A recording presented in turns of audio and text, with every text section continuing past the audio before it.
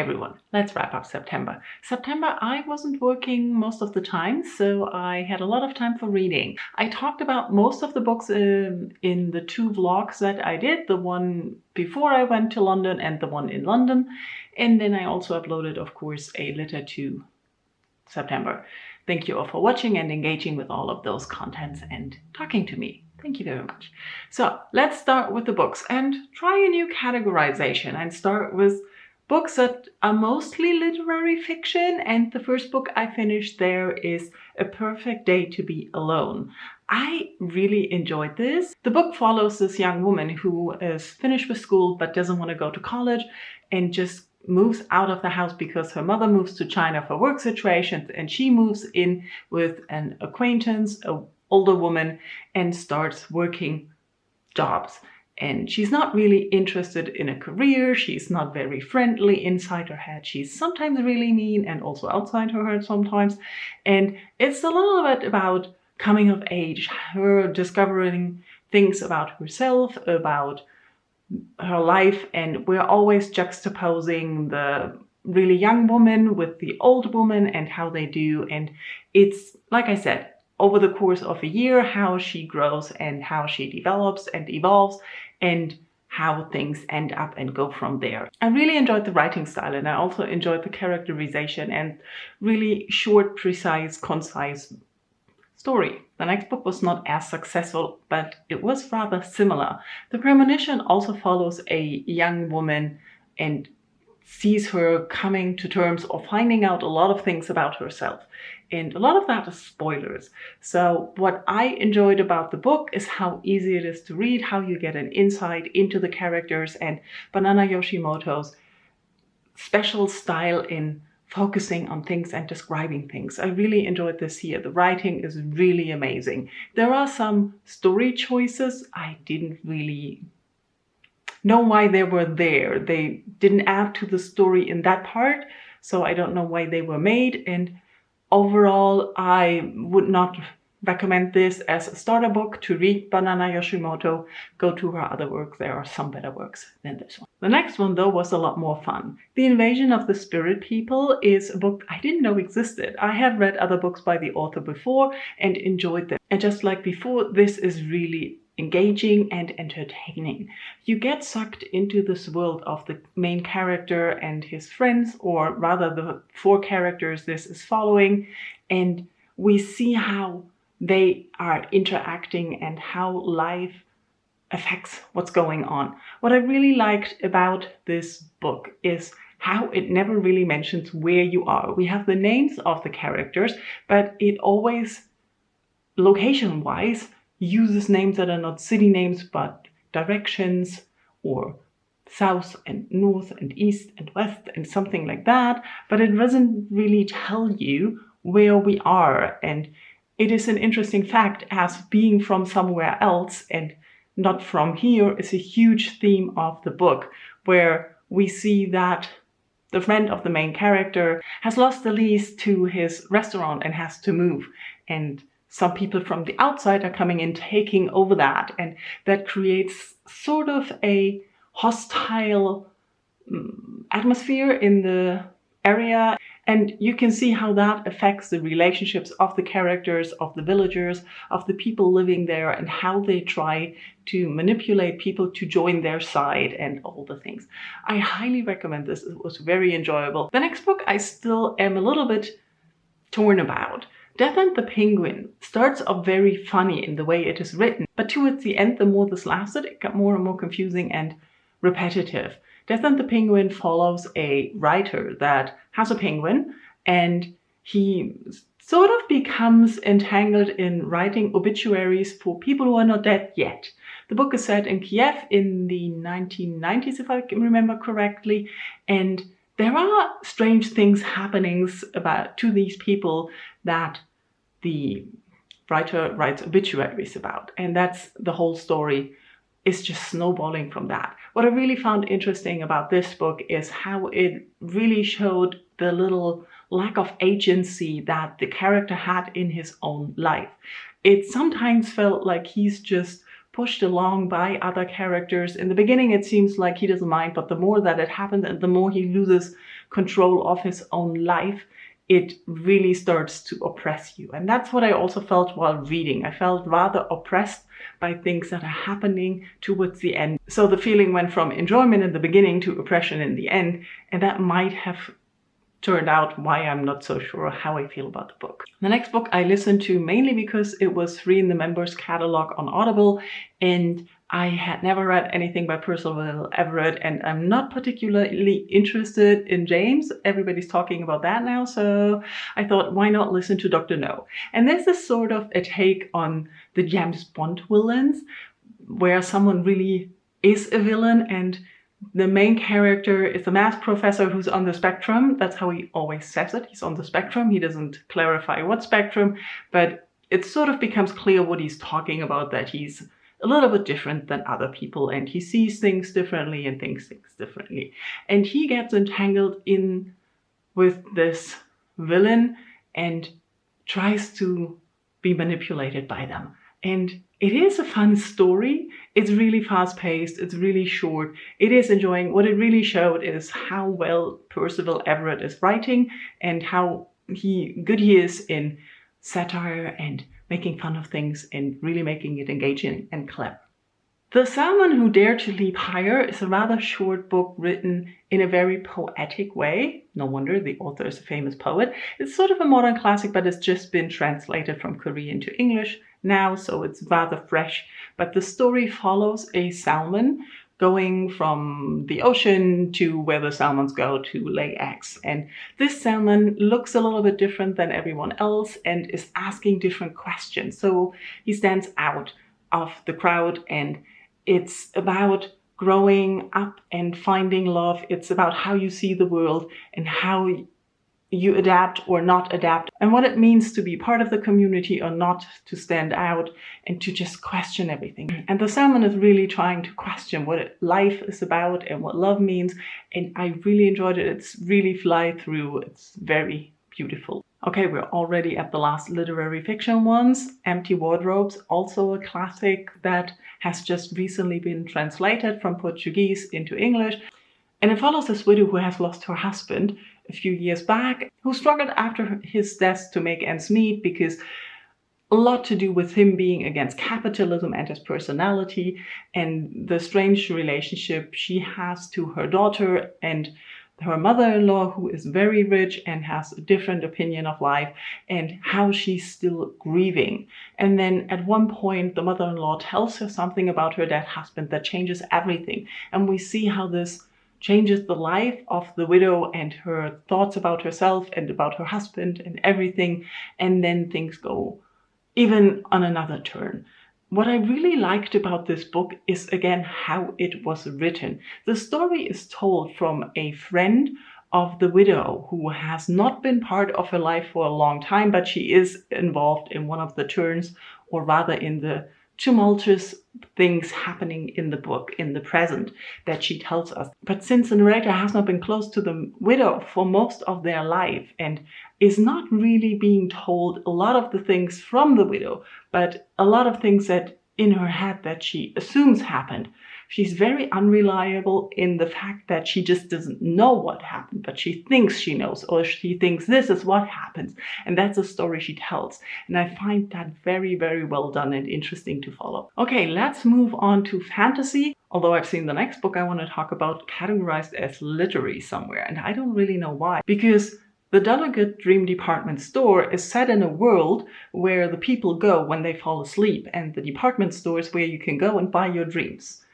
That sounds to me not very literary. But anyways, we're following a young woman who starts to work at the department store. We follow her through the first year of her working there, getting to know the department store, the departments, the work they have to do there. And it's talking about dreams, about people who come and what kind of dreams they have, and also which function dreams have and where the world comes in and their responsibilities. It's a very fast-paced read. It's very engaging. It's cozy in a way, and it is enjoyable. I really enjoyed my time with the book and spending it in the world. We don't go deep into any of the themes that they are scratching on. We don't go deep into any of the characters. So everything is rather superficial. but it's doing that rather well. And it could go deeper, but it's not necessary. There is a second novel to this that I think is being translated just now, so I am looking forward to that. The next book I listened to on audio was not so successful for me. The Full Moon Coffee Shop is a book that is similar to other Japanese or Asian books that tell stories about a person, and they're all in the same setting, like Before the Coffee Gets Cold or the Kawakami Food Detectives. Forgot the real title. So the Full Moon Coffee Shop is a coffee shop that just appears on full moon, and then we follow in each story one person, and they run into the coffee shop, and then they get their fortune told sort of through astrology by the cats that run the coffee shop. So for me, there was way too much astrology in there. Audiobook was not a good way to do that because I wanted to just go flip back and read up again on all the astrology meanings, and I don't do that on audio. It's harder to find where things are, so I would not recommend the audiobook, even though the narration was well done. I also would not recommend this to people who are not that into astrology, because that's what put me off.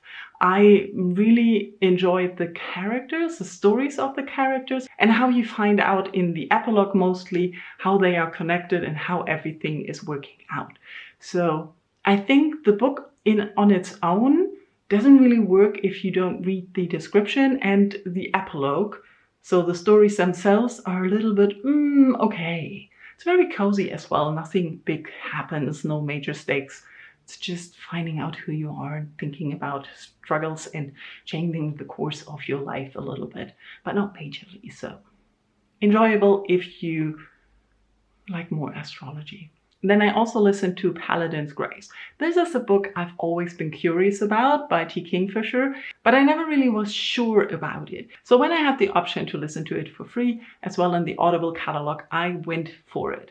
And I was right. Even though I enjoy T. Kingfisher's writing and I enjoy the world that she creates, the story itself was a little bit off for me. We follow this paladin whose god has just died, so he doesn't really have any connection to a god, and he changed his allegiances to another god, but still all the paladins that followed the god that disappeared, like him, are prone to turn into berserkers and run amok at any time. And so they're kind of dangerous.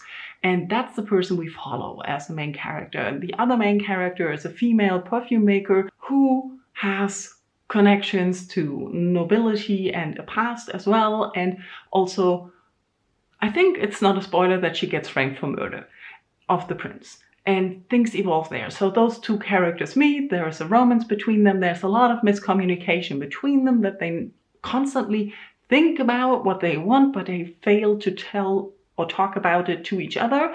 And so it feels like a slow burn that is mostly because they don't talk to each other and they're insecure about what they want and about what the other wants and things like that. The murder mystery is rather compelling, but also, and then there's a serial killer that just happens on the side. And I don't know why that one is there. But overall, I think the writing and the fantasy and the world are nice. The romance is nice if you like these kinds of slow burn things with a lot of miscommunication or lacking communication.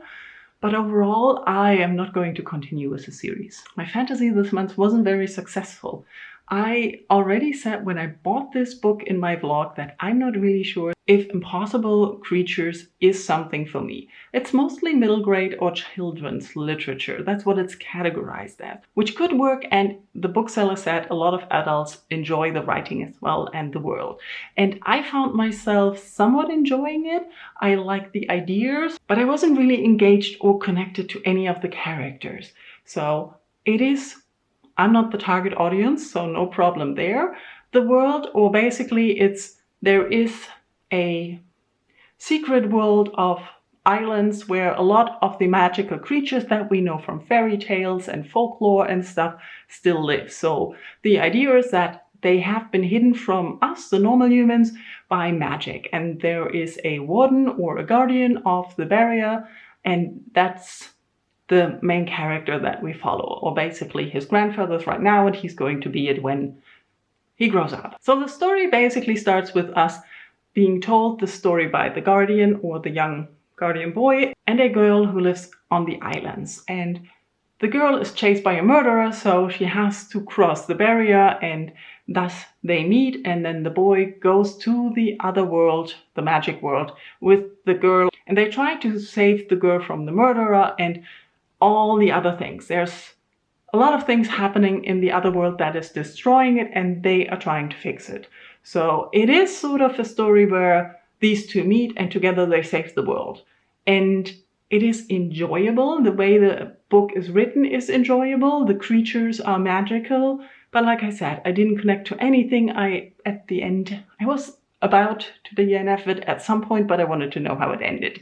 So I managed to finish. And it might be good for the actual target audience or people who are still more into reading young adult and middle grade fiction than I currently am. The last fantasy book I read was the second book in the Spice and Wolf series or light novel series, and it was just what I needed because after I got from my vacation and had to go back to work, I've decided to not focus on reading but read something just in bed when I can't sleep or to sleep and nothing too engaging. And Spice and Wolf is a series that follows a merchant and a wise wolf that can turn into a woman, and they are travel companions, and that's most of what happens. We have a lot of them traveling, and then they often have one challenge in their travels that they have to overcome. A lot to do with deals and merchant and stuff like that and their relationship. It's really cozy. It's very slow. It's no high stakes, no dangers. Even the challenges they face are not in a overly dramatic, you are on the edge of your seat, but you are worried a little bit, you are engaged, but it's easy to read. And that's what I wanted, and that's what I got from it. I also finished the third book in the series right now in October, and it just continues like that. It's very cozy fantasy. But that's not all I read or listened to in September. I also reread a lot of books, mostly on audio, because I was working a lot in London and I had a lot of stress about some things, and so I often felt more comfortable with re-listening to something that I already knew instead of focusing on something new. So I re-listened to the complete Dispatcher series by John Scalzi, and it's in the science fiction mystery realm. The Dispatcher series is set in a world similar to ours, but people cannot be murdered anymore. So if someone tries to murder you, you will just appear at home or somewhere where you're safe, naked and alive. And that's the world, the main difference to our world. And we follow this dispatcher who murders people on contract. For example, in a hospital when there is a surgery and you're not sure if the patient will survive, you have a dispatcher there in case of emergency, and then they can kill the patient, basically murder them, so they come back to life and have another try at the surgery. So that's the insurance main part of the job. All 3 books in the series are very easy to listen to. The audiobooks are very well done and to listen to in one go. They're about, I think, 3 to 5 hours long and very engaging. Each book follows a mystery. So our dispatcher is somehow connected into a murder mystery, and there is a detective always coming to him to ask for help. So the books mainly focus on the mystery, and it's interesting how they spin the murders and the mysteries around this world where you cannot be murdered again. So I really enjoyed it. It's not laugh out loud funny like you might be used to from John Scalzi, but it is still very creative and engaging. I also listened to both books in the Monk and Robot series, which is a science fiction series as well, centered about a tea monk who is a little bit unhappy and dissatisfied with their life in the beginning of the first book, and then they change to become a tea monk and learn how to be a tea monk. So they start traveling around the villages as a tea monk, basically offering tea to people and giving them the chance to sit and talk and be sad or deal with their things. And the monk listens. And at some point he's a little bit disappointed or unsatisfied with that again. So he ventures out into unknown areas and runs into a robot. Robots have left society at some point in the past, and now this robot has been sent by all the robots to come back and look, what do humans want?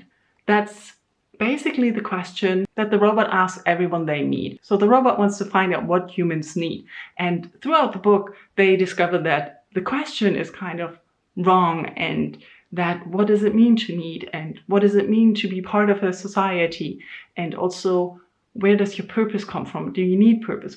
Can you just be? And all these questions, it's what these two figure out and come across and meet while they travel together. It's very cozy fantasy, it's very relaxing, and it has you think about like where your place in society is, how you feel about it, and what you basically want. The last book I re-listened to was a sort of success.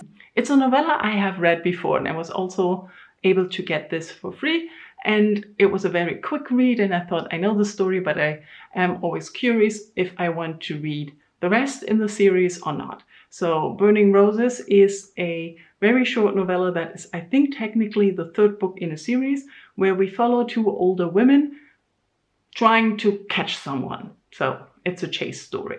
But we also get a lot about their past. What is really fascinating about Burning Roses is the combination of Eastern and Western fairy tales or stories and folklore on which the main characters are based on. So we have Red Riding Hood is one of the older women, and the other, I think, I'm not really sure if that's the story, but I think it's about the moon goddess or the sun god, the archer or the hunter who shot down the sunbirds and got rewarded with an immortality potion. I really like the combination of those ideas, and also how the older women were dealing with life now, and where they were at, and how they looked back at the things they did and what they regretted and what went wrong in the past, how they see and look on things differently, like you do when you get older. So that's the part I liked. But there were still a lot of things where I was like, I'm just okay about this. But that's why I keep thinking if I want to read book 1 and 2, which are longer and not novellas, but I assume are about their younger ages. I don't know. Okay, almost done. I DNF'd one book in September, mostly because I was just too annoyed with the stupid superficiality of it. Nine-Tailed is a story about a nine-tailed fox, which is a spiritual or fantastical creature in Asia. And I really like stories about that and how they incorporate that in modern society, in the modern world, and what authors have done with the idea of a nine-tailed fox. I've read many stories and seen many ideas of that, and I was looking forward to this book. So when it came out, I went and got the audiobook, and the fantasy part is more of a background. Yes, it plays nowadays, and the nine-tailed fox is in hiding, but then an old friend or the younger brother of an old friend or work colleague shows up and says, hey, my brother died, I'm looking for you. And then mayhem gets loose because, as I said, the nine-tailed fox is in hiding and couldn't be public in the world, and now everything is going crazy. So they try to find the murderer, and there's a huge story about it, which I don't know more about because I DNF'd, because there is an instant attraction between those two characters. And don't get me wrong, insta-love, I can deal with that. What I cannot deal with is that we are constantly in the head of the woman, and she is really just lusting over the guy who is, I don't know, maybe attractive, but that's all we know about him. We don't really have a character for the guy.